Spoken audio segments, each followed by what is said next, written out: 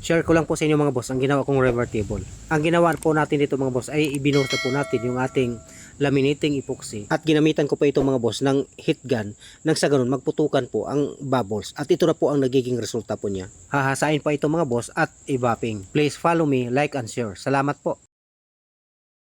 Ituturo ko nga pala sa inyo mga boss kung paano po gamitin itong gravity spray gun na ito. Kailangan po na meron po kayong air compressor. Ito po yung hose mga boss na galing po sa ating air compressor. So ito po yung nozzle po niya. Ikakabit po natin yan.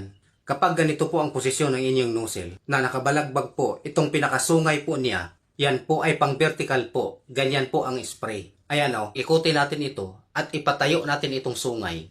Ibig sabihin naman ito, pa-horizontal naman po ang kanyang spray, pabalagbag. Ito po yung setup kapag ang pag-spray po ninyo, yung baba-taas. Ang function po naman ito po, pangpalapad po ito ng buga at pangpalit, depende po sa gusto po ninyo. Kapag pasikipan po natin ito, maliit lang po ay yung buga. Ganyan, pag binuksan naman ninyo yan o paluwagan, magiging malapad naman po ang inyong pag-spray. Ganyan po, lalapad po siya kapag pinaluwagan. Ulitin ko po mga boss, pangpalit po ito ng spray at pangpalapad. Ito, ano naman ang gamit po nito? Ito po ay control po para po sa volume, kung gaano po kadami ang varnish o pintura na lalabas po dito po sa ating nozzle. Dito po ang control mga boss na kapag hinigpitan po ninyo ito, maaring wala pong lalabas. Ganyan po, wala pong lalabas. Kailangan lang po na huwag mo siyang sakalin. Buksan mo lang yan para po maluwag ang daloy ng pintura o varnish na lalabas po dito sa ating nozzle. Ito naman po ay control para po sa hangin. Kung gusto po niyo pahinaan ng hangin, pasikipan lang ng konti. Kung ito do po niyo pagsikip mga boss, wala pong lalabas na hangin. Ganyan po. Pero pag binuksan mo yan, ito po ang mga mahalagang bagay mga boss bago po natin i-apply ang pintura. Yan po ang pag-usapan po natin ngayon. Una po, nakakatulong po na alugin po natin o ugain po natin ang lata bago po natin buksan. Dahil maaari pong mabulabog po ang mga chemicals na nasa loob po ng lata. Pero hindi po lahat na pintura mga boss gagawin natin ang ganitong proseso, yung inuuga po natin. Dahil may mga pintura po na hindi po pwedeng ganituhin.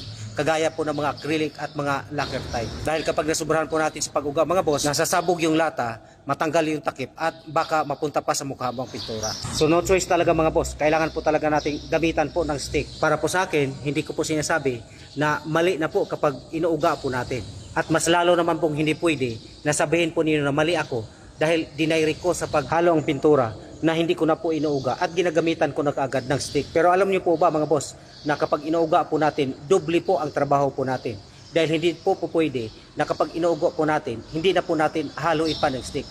Ano po kaya ang nangyari dito sa pintura mga boss? Nag-angatan po siya, nangungulubot. Yan po ang dapat po nating alamin ngayon. Kung bakit po nagkakaganyan. Yan po kasi ay meron po tayong pinapahid dyan. Ito po ay A+ Super Tanggal Fast Acting Paint Remover. Bakit Fast Acting Paint Remover? Ito po ay dahil seconds lang po angat agad ang pintura kapag ipahid. Kailangan lang po dito mga boss na basahin mo yung buong surface. Nang sa ganun, magtanggalan yung mga pintura. Dahil kung meron po kayong gustong i-strip na pintura o tanggalin na pintura mga boss, hindi po basta-basta natatanggal yan kung lilihain na po natin kagaya po natin ginagawa. O kahit pa punasan po natin ng lacquer thinner mga boss. Hindi po basta-bastang matatanggal yung pintura. Hahapdi na lang po yung mga kamay po natin sa lacquer thinner o kaya mapupudpud na lang po yung mga daliri natin.